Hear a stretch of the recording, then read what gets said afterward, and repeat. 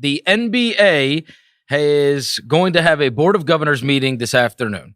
This is going to be a very big meeting because I would imagine that there will be some kind of plans that are given out for teams to look over and decide what they want to do.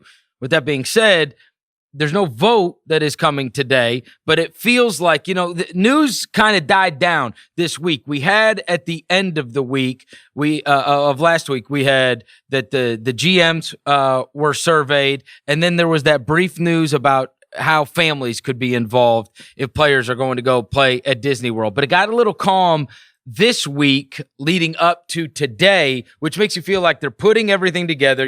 They figured out how they want to do it. They figured out where they want to do it. They figure out how they're going to do the testing, and they've talked to all these people, and they will present something today. But before they do that, you had a story that broke last night about the results of said GM survey that we had heard about being sent out. So let's kind of go through that. So last night I reported on The Ringer that the results of the GM survey were revealed to the GMs by Adam Silver, and they were asked a question simply: should we go straight to the postseason or should we go back to the regular season? Half of the league's general managers said go straight to the playoffs. Half said go straight back to the regular season.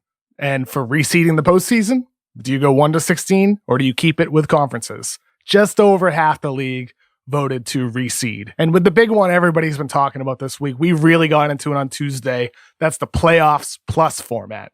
Teams were asked, should we do a group stage, as we discussed on Tuesday, or should we do a play-in tournament for the 8th seed or the 7th and the 8th seeds? 75% of team general managers voted for the play-in tournament.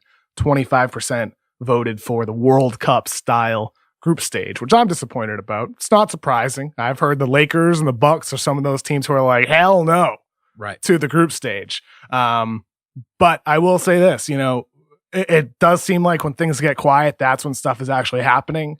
My impression from conversations I had yesterday with various general managers and people around the league is that this is all still on the table. And ultimately, the most important conversation that's going to be had happens today between Adam Silver and the owners, and it happens between Adam Silver and Michelle Roberts, executive director of the Players Association. Those are the conversations that matter. That's what's going to determine what actually happens moving forward with the timeline, with the schedule, with how much time players need to get ready, and with what happens with the actual structure of games. Until then, this is all just information gathering for Adam Silver to best make these decisions that he makes up and down the line from games to testing. Yeah, because I thought it was fascinating. At one point in your article, you quote one executive saying, Adam's not taking these results very seriously. He shouldn't, and I don't think he is. Oh, really? Okay. So, well, I guess my question is this. Do you think that the general managers were speaking on their own behalf? I can only imagine that they know how their owner feels about something like this. But I do wonder, let's just take a for instance, right? Let's take Daryl Morey and just because I wanted to say his name incorrectly, and and Fertitta, right? It's like when Bill Simmons thinks of a team, like think of the Celtics, for example, as one team. When you think of for general manager, for example, you're always, what about Daryl Morey? There you go. So the question is, do you think Daryl votes one way yesterday and Tillman Fertitta would vote another way today? I just wonder how much different, if different at all, the general manager survey would come back from the owner survey. It's a different conversation. The way, my understanding is the way that survey was conducted was like an either or proposition. It wasn't like choose from A, B, C, D, E, F, G of all these options, order them from your favorite to your least favorite. It was, if there's a playoff plus, do you prefer a group stage or play-in? If it's between regular season or playoffs, which one do you want to go straight to? It's one or the other. That's my impression of how the survey was conducted, A or B. And the conversation with owners, the conversation with Michelle Roberts is far more nuanced than that. It's not an either or conversation. So I'm not sure if it necessarily applies with what GMs say and prefer of two options to what owners and Adam Silver are actually going to discuss. You know what I mean? I think it's a totally different conversation. This survey was about gathering intel from how executives and front offices feel, because there was other stuff on there. Mm-hmm. There's questions about how many scrimmages do teams and players think they need in order to get ready? Should we expand roster spots? And the answers to that were yes, expand rosters. Of course, GMs are going to want that. And they want as many scrimmages as they can get, because players, including Chris Paul, the head of the NBPA, have asked for 6 weeks to get ready. And teams, of course, recognize that too. And over time, I think the league will, once a schedule is determined. But it's different conversations between what Adam's having with a Board of Governors meeting today and what he actually had in a survey with the GMs. Well, and you know how much different it is when in the course of your article, you said one of the things that came up regarding if you did have a play-in for a playoff, somebody asked, what happens to lottery picks? That is absolutely a question that would take place on the GM conference call that probably isn't as likely to take place on the owners conference call, right? Yeah. Like those GMs are worried about that pick. You know what I mean? Like, hey, what if we get into the playoffs? Yes. The owners ask about the RSN money. That's right. GMs are like, what about our draft picks? All right. So do you have any ideas as to what a play-in would look like? You and I, and the reason I say this is because you report 75% were more in favor of some type of a way to play yourself into the playoffs. You said 50% said just go straight to the playoffs. And so, but if we're just dealing with it's not the playoffs plus, like play-in or group stage, right? Meaning there's 4 extra teams, or there's how many ever extra teams. I think most people think it's either going to be 16 teams or 20 teams that end up at Disney World. Okay. Mm-hmm. What do you think is the most likely?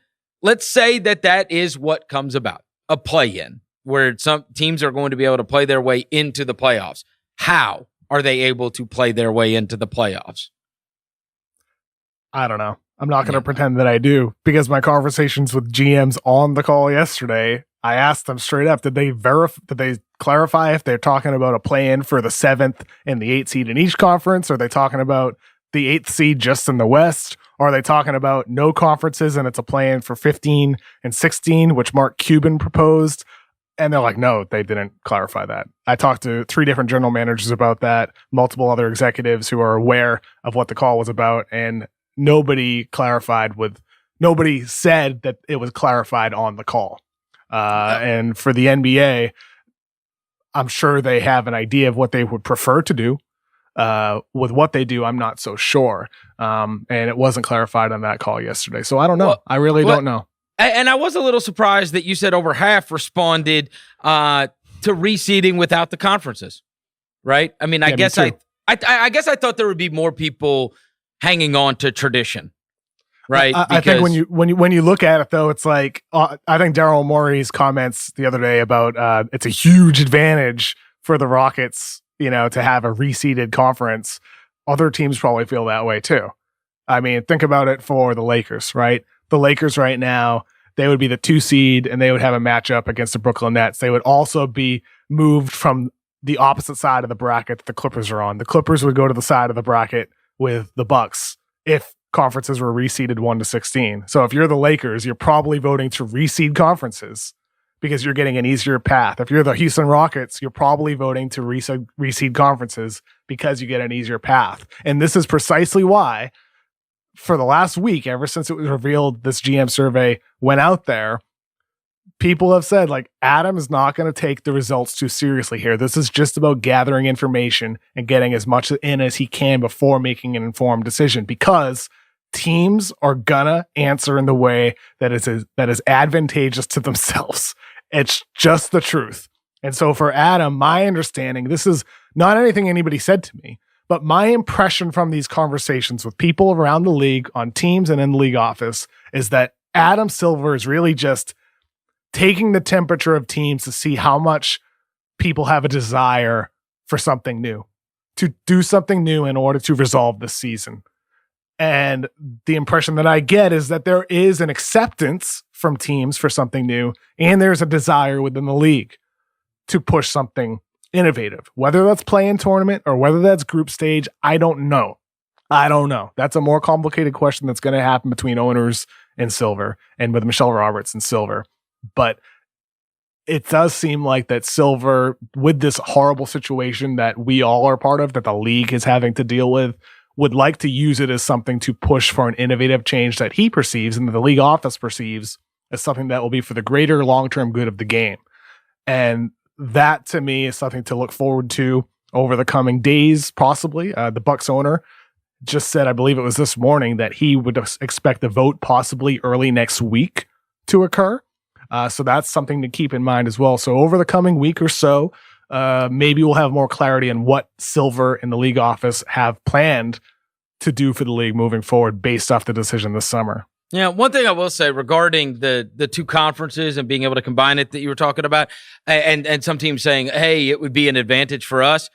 One thing that I have recoiled on is, okay, we've talked a lot about the Bucks playing Orlando and whatever, right? One playing 8, or the fact you brought up Brooklyn. And those are the 7 and 8 seeds in the Eastern Conference. But 1 through 6, the East is stronger, in my opinion. This is my opinion.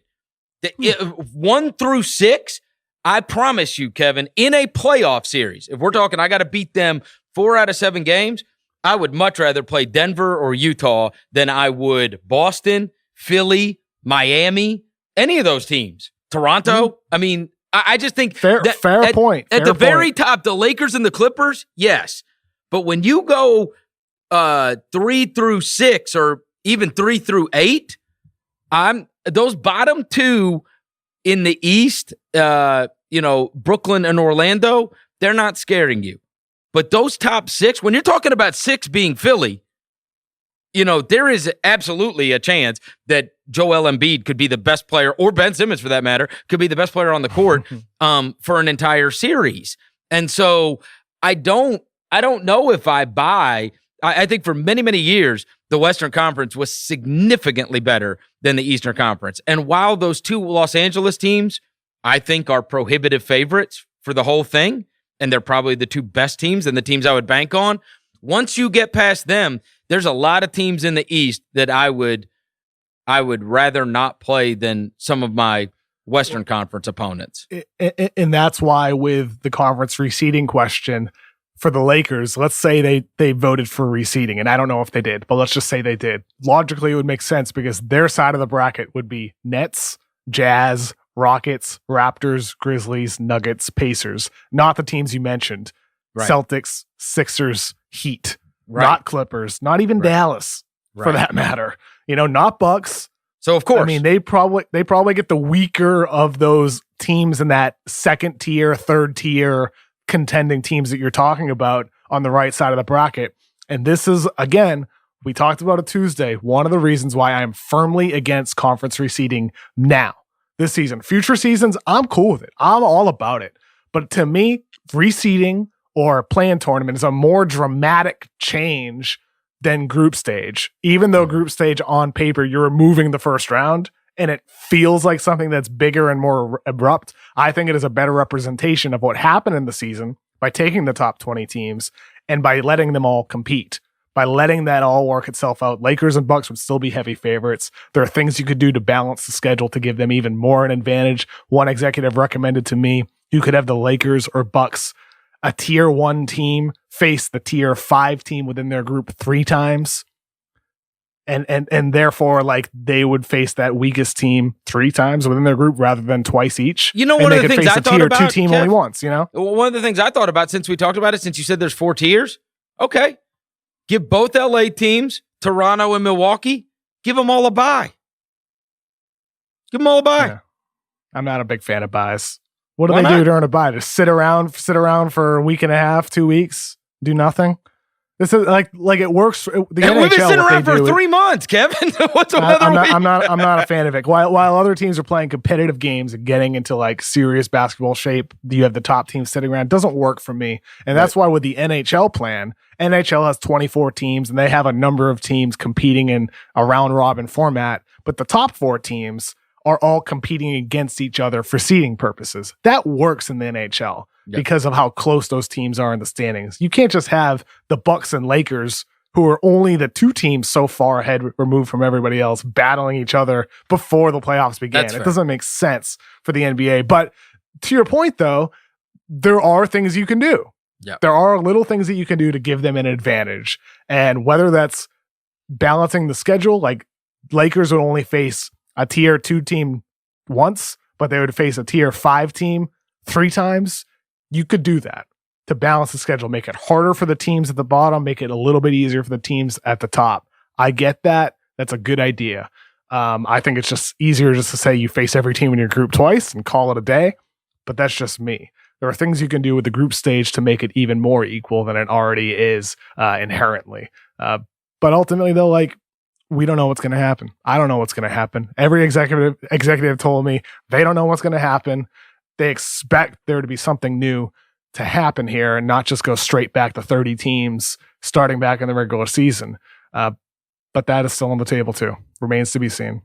Do you think that if Damian Lillard and, more importantly, Zion Williamson were in playoff spots right now, that there would be as much of a onus to try to have the opportunity for other teams to get in?